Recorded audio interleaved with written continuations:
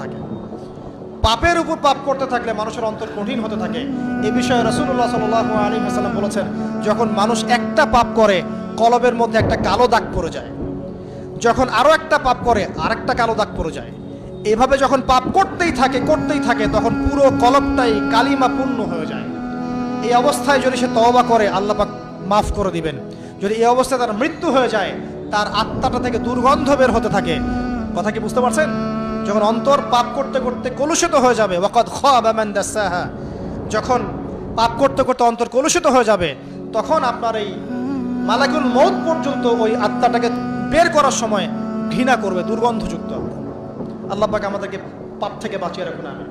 এরকম কিছু কাজ আছে, বস্তুবাদিতা, শিরক, বেদাত, হারাম রিজিক, সারাদিন দুনিয়ার ফিকির নিয়ে থাকা, ঠিক আছে, অন্যের ক্ষতি করা, পাপ কন্টিনিউয়াসলি করতে থাকা এবং দিন ছেড়ে দেওয়া, দিনের এলেম ছেড়ে দেওয়া,